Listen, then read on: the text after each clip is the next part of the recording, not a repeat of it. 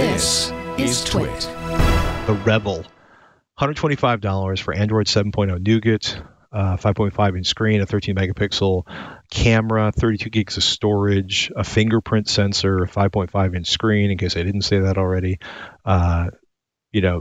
They don't really put the processor specs on the page on the T Mobile website, but it's a MediaTek MT6738 processor, 2 gigabytes of RAM, which is actually pretty good, although it may sound slim compared to the 4 to 8 gigabytes of RAM we've been hearing from a lot of flagship phones lately. 3,000 milliamp hour battery, and that 5.5-inch screen is full HD or 1080p, so battery life should be pretty good. 32 gigs of storage, micro SD card slots. Launched today, $125. They must That's be pretty good. Pissed at Motorola. I mean, that was then they're saying, or it's $5 a month, right? That's the other purchase option. Wow, that's impressive. Yeah, I mean, 3,000 milliamp hour battery. I don't know the specifics on what to expect on the performance or efficiency of that particular SoC. Well, it's a quad-core processor. Are there any other phones that we know of that use it? That would be kind of like a good indicator for me, but yeah, it's an ARM A53 running 1.5 gigahertz quad-core, 64 bits. It seems. I wonder if it actually integrates the camera too. Let me see if I can find that. MediaTek on that. Yeah, so it's got a Cat6 LTE modem as a part of it as well. Mm-hmm. Yeah, okay.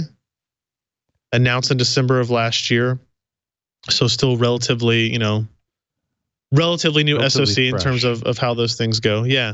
I mean, I think it's mostly something that normally shows up in budget phones in China. So yeah. T-Mobile basically went to Shenzhen, put together a list of specs, and came back with this. It's kind of crazy when you look at this. You're talking about these are used in phones in China. Where am I looking at? GizChina.com. With Chinese phones costing as little as $70 these days, MediaTek really needed to up their game and produce a decent processor that not only gives good value for money, but also LTE support. So, this is an inexpensive processor, for primarily dedicated to Chinese phones. And this lineup, they also have a 4X, basically a 6750, which has a pair of 4X Cortex A53, one running 1.5 or one running 1.0 gigahertz, right? And the MT6750. Yeah, and these is there just, are about a year is this old the first time? Is this the first time a carrier has launched its own specific phone, not like partnered exclusive necessarily, right, but like this is the T-Mobile phone, and clearly they'll be doing heavy promotion of this inside their own stores.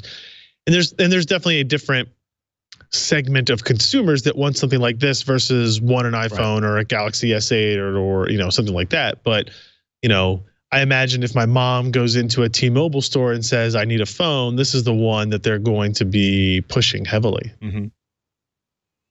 No, yeah. It's as far as I know, I can't think of an actual, certainly not since pre-flip phone days. I mean, this is pretty novel. And it's also part of their, it's funny because T-Mobile's also pushing their Jump on Demand program, which you pay the monthly fee and you can switch to a new phone up to 3 times a year. So as long as you trade in, basically as long as your current headset is eligible for trade-in, you don't have to pay any extra money. You can just keep swapping phone after phone after phone. Samsung Galaxy J3 Prime, LHK 20 Plus, LG Aristo, ZTE Z Max Pro. And I feel like this phone, I'd be really curious who built this phone, because this really seems like T-Mobile targeting the kind of ZTE price point, that very inexpensive and fairly stable and functioning phone. So I don't know. Really curious to see what the camera looks like, or I should say the images from the camera look like.